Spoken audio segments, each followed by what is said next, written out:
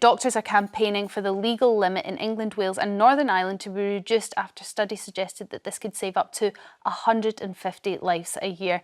Now, there are no exact science about how much you can legally drink before you drive, with factors like gender, body mass, age all playing a part. But in general, 2 pints of normal strength beer or 2 small glasses of wine will bring you up to, and even potentially over, the limit. The British Medical Association want this to be essentially halved, but charities warn that even small amounts can affect your ability to drive. Around 260 people were killed in drink driving collisions in Great Britain in 2021. That's the highest level since in 21 years. So isn't it about time that we took just a zero tolerance approach when it comes to drink driving, Nina? Absolutely, absolutely. There is no question in my mind that this needs to happen. It should be zero. I think that the Czech Republic, for instance, it's zero. Most other countries are lower. That we have the highest potential limit in this country. In England, I mean, Scotland's different, isn't it? Well, Scotland's brought it down already to the level that the doctors are calling for. That's why we're saying the rest of the UK. Well, let's look first of why we have a drink. We have a drink to be sociable, but because it alters our mood. And one drink can alter your mood a little bit, but then it leads you on to the next one. So that's the second drink is the happy spot, or maybe the third drink, and then after that you lose your inhibitions, and then you might as well have another. So that's the theory of that. I have a particular reason to think about this. I mean, 40 years ago, when I was a journalist in Fleet Street, and life was very, very different thing. You know, people would smoke without thinking of any health problems. You know, you'd only recently, you know, within years, had seatbelts in cars, and people generally, it's shocking to look back on it, would get into a car with alcohol and drive. And I was one of those people. And it was a very drinking culture in Fleet Street. You know, you'd go out at lunchtime, you'd go out at dinner. There was drink everywhere. There was drink in the office. It was just that sort of culture. And I went one evening to a screening of a film called Educating Rita with Julie Walters. And I'd had the day before, I think, a riotous lunch with her, and we'd got fantastically, you know, merry on cocktails and stuff. Anyway, so it was all very like this. And I had a few, there was wine there, and I got into my car to drive home. And outside happened to be Broadcasting House, where it was a slight curve. I just didn't straighten up, and I went crashing into a car and then stopped and then reversed out, and I came to sort of in Regent's Park when the police stopped me. And I'm not proud of any of this. This is dreadful. I count myself as very, very lucky, because I didn't damage anybody else. I didn't touch another human being. Which is lucky. Which is so lucky. And I didn't damage myself. I mean, there was only car damage, and that's dreadful. And what was the repercussions of this? I was taken to the station. I was breathalyzed. I was taken to the police station. I gave a blood test there, and then I was sent out, you know, to go home on my own with to think about what I'd done. I woke up the next morning not only with the crashing hangover, but realising that I'd crashed. So I felt, you know, dreadful. And then I was taken to court. I was banned from driving for a year, and I paid a fine of £120. So I have never got behind the wheel of a car with a drop of alcohol in my blood. And, you know, mood altering means that your perception of risk is different. Yes. But I mean, your story is a cautionary tale to tell, and thank you for sharing it. But I suppose people at home will be shouting at the screen going, yes, but you probably had more than just one glass of small wine. Oh, absolutely. A small glass of wine. So what difference would that make? I mean, see, the thing is, just one glass of wine, small, medium, large, whatever the limit is, as I was saying, that alters your mood. Therefore, it alters your perception. And therefore, your judgment is altered as well, even a minimal amount. It does seem silly that we know that alcohol changes our ability to observe risk, it changes our ability to react, and yet for some reason we still allow ourselves a little bit before we get behind what is, you know, tons of metal. Yes, but I'd also say lack of sleep. probably increases the same sort of risks as well. Or being in a terrible argument, being very emotional, crying at the wheel, even being on a hands-free phone set at the wheel can increase distraction levels. But I think we have to be quite sensible about this and look at the impact of what such a legislation would mean. My heart goes out to all those who have been impacted by drink driving collisions, whether it's drug-related, drink-related, as I said, mobile phone, or just careless driving. It's horrific. My mum's best friend was killed with her 6-month baby by a truck driver from across the continent who was driving on the other side of the road. And these things, are hugely traumatic. So my heart goes out to everyone who's involved in this sort of careless driving of all levels. But the drinking element, and this is really important, if you think about the impact to our hospitality industry, for example. Lots of rural villages and towns where the local pub, there aren't taxi services, and families just want to go out for a meal and have a glass of wine, or men and women want to go to the pub for a couple of pints. What is the necessity of the glass of wine or the beer? There's non-alcoholic versions. I think it's a human right. I think it's unfair to be so puritanical about what people can and cannot do. Otherwise, you're going to strip people down right to the bare bones of you cannot get in a car unless you've had 8 hours good sleep, unless you're above 25, unless you haven't done a night shift, unless you're completely emotionally stable. There are other ways we can stop the horrific deaths on our roads. For example, increasing sentencing for those who are caught over the limit, because the statistics you've told us about are of those drinking over this limit, not those drinking under. So therein lies the problem, is that we're not being strict enough, we're not doing enough checks on people. There's also something called alco locks, which I think are a great idea, that you can put in your car, and they're breathalyzers attached to the ignition, so you can't actually start the car unless your breathalyzer test comes up with below the limit. That would be a little fix for car. I mean, I'm just saying there are other ways than criminalising thousands and thousands of innocent people, clogging up the courts and destroying pub industry. Pubs are closing at 80 a month already. I understand and that. And they will shut down if you start zeroing travel with alcohol. One drink is not going to ruin a pub. I mean, a lack of one person not having a drink is not going to ruin a pub. If you're going out in a group, then one person has always been the designated driver. What is the point of having one drink? Because you're sitting there the whole evening while people are having 3, 4, 5, 6 maybe, and so you're going to have to be sitting there with a Diet Coke or a low alcohol juice or whatever. I'm just thinking of the fish and chips and orange juice from earlier when Jeremy had it. Okay, I'm going to go to the phones. Jan from Caerphilly, what's your thoughts when it comes to the drink driving limit? Is it too high at the moment? Would you like to see it brought down? If I thought that zero alcohol while driving was going to have any effect, then I would advocate it. But how are you going to monitor it? My daughter was killed by a drunk driver. 25 years ago, she was 10. She was waiting just outside the front. We didn't really let her out the front.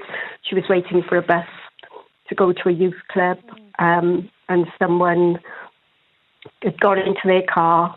They'd already been to a few places, drove up the road, lost control of the car, drove into my daughter, actually drove into next door's car, which hit into our wall, which hit into my daughter. So it was a catalyst there, really. But I really don't think that saying zero was going to help, because how are you going to monitor it? Who's going to stand outside pubs? And it's not always pubs. People don't always drink in pubs. People drink in their house. That's true, Jan. And sorry doesn't even cover it for your loss. But I suppose maybe there's a question in, I don't know the circumstances of the driver that you were just discussing, but there might be quite a lot of people who are drinking themselves over the limit without knowing, because they don't know how fast their metabolism works, they don't know how quickly their body processes the alcohol, and so they're having more than the limit, because you are allowed to have some alcohol, whereas if we just say absolutely none, then there will be people saved from that. There won't be a question of how many drinks can I have. So if anybody is caught having any alcohol at all in their system while driving, even if they just crash into a lamppost or crash into another car, they will be taken off the road. And maybe if that driver had been caught earlier having being over the limit at all, then your daughter could still be here. Yeah, I agree with everything that you've said there. And if I really truly thought that that's how it would happen, but there is not enough policing on the road to cover everything, and people can't be there all the time. They are looking then at you, actually, that person who's drunk, actually being involved in some sort of road accident or being unable to drive their car properly before the police are going to even... So if they're driving normally, that person could have still been drinking. Listen, absolutely, it's not a perfect system. I wonder then, Jan, because this has affected your life tremendously, what would you like to see done? Oh, that's the big question. I don't even think that longer prison sentences, maybe education, a bit more education, but then who these days doesn't realise that drinking has an effect on you? I wish I knew what the solution was to it.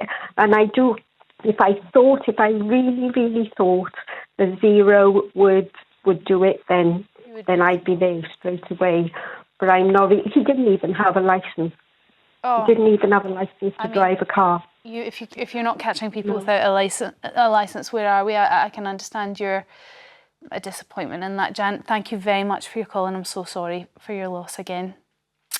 John, that was quite a tough call to listen to. It kind of just puts me on the side of no alcohol at all behind the wheel, even though Jan doesn't think that would make a blind bit of difference. What's your thoughts, John? Is it me you're speaking to, John love? from Gloucestershire. Sorry, yes, we're the one John my on love. the line. Sorry, my love. That's all yeah, right. I was miles away watching you on the telly. Yeah, well, the thing is, I think really it should be, like you said, banned completely. Because I lost my licence, my love, and I only had 2 glasses of wine in the day. I'd lost my partner. I went out to Birmingham to my friends. They made me a nice dinner. I come back at 11 o'clock at night, and the police stopped me in Worcester, and I was just over. If I'd have been like a criminal and waited in the station, said, no, I'll wait, but I went straight in, I was over. And you know those police, they didn't lock me up. They took me all the way back to my friends in Birmingham. Now, when I went to court, they said, you plead not guilty. Because you know what I'd been doing all day? Drinking cough medicine because I had a terrible chest. And that is the worst thing out with alcohol-based. And it just proved metabolism. I'm not a drinker. I lost my licence. It cost me £30,000 at least for someone to drive me around in my business, right? Now, I had a friend who was a drinker. Now, he went to work on the Monday. He had an accident, and it wasn't him, but the police automatically they got a breathalyzer. And he thought, I'm going to lose my licence. And he drinks till 5 o'clock in the morning, and he was clear. So they should be banned completely. Well, I don't understand how people can carry on and get caught again. John, that really illustrates the fact that nobody knows how their body metabolises alcohol, right. and you've just sort of proved the point there. So you think zero tolerance. Yes. I mean, if cough syrup is putting you over the limit, that's sort of concerning, because that means that someone could have a dint that wasn't necessarily their fault, be breathalyzed. Well, if it's zero tolerance, there's some alcohol on their breath, and then all of a sudden they've got a criminal record and all they had was a cough. That's right. I just had 9 months, and when I went to court the second time, because I pleaded not guilty, I thought, well, I'm wasting their time. I was over, so I must be. But of course, they reckoned it was the cough medicine, and I was really down, because when I was coming back, the reason they caught me, I was all over the road, because I really wanted to commit suicide, my love. I'd lost my partner, and it was terrible. But I can assure you, that's no excuse. Well then, John, John, if I'm going to be honest with you, I'm glad anyway that the police pulled you over, but thank goodness they pulled you over when they did, and maybe... Well, yes, it was. Because it was in my head. I don't want to stay, And I thought, well, I'm going to cause an accident because somebody else to be hurt, you know. John, what a terrible, terrible state. But I can assure you, my friend was well over and he went to work, and when they breathalyzed him, it wasn't his fault, the accident, and he thought, I'm going to lose my licence. And he was clear. John, very concerning. And they'd been drinking till 5 a.m. Thank you very much for your call. Just an illustration there that people react differently to alcohol. John from Powys, what's your view when it comes to a zero tolerance approach to drink driving? Good morning, Storm and panel. I think it'd be a good idea because a lot of my friends have got the idea that they're all right on 1 pint. Other ones think they're all right on 2 pints.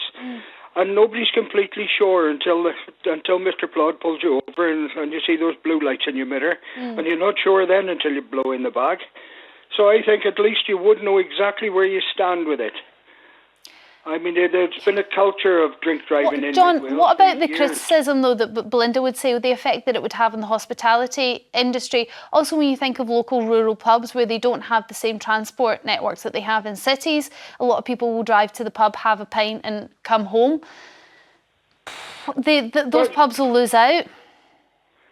Well, not really, because if you have one, you probably have two. And if you have two and you think, oh, I'm all right on two, but as your last caller said, you know, he had cough medicine. So it's so unpredictable. You're dealing with the unknown. At least if they ban it completely, you know exactly where you stand with it. Yeah, I mean, that may very well be true. This is not what the doctors are calling for. What the doctors are calling for, though, just to be very clear, is for the limit to be halved. And they have said, studies have suggested that would save 150 lives. That's a hard one to disagree with, isn't it, Belinda? I would say when it was introduced in Scotland, the research has shown that it has barely had any impact at all lowering it, because, as I've said before, it is not the people drinking within the limit that are causing all the horrific deaths. So when Scotland introduced it, they saw no difference. So if we introduced it here, I mean, if there was evidence, if you could see, look, how many lives are being saved. Well, the only way we could do that is by trialling it. Yeah. And if they've trialled it in Scotland. Such a grey area. But look at Justin Timberlake. I mean, he was just pulled over and he said, I've only had one martini, which was patently, obviously not true, because people have said that they saw him even drinking somebody else's drink when they'd gone to the loo. So... Oh, I know, Justin's in trouble. Nobody was there. I've got no idea what happened in Justin's night out. But maybe Jan has a point, and actually more police on the road just to find the people that are breaking the law might be another suggestion. John, thank you for your call. Thanks for all your calls.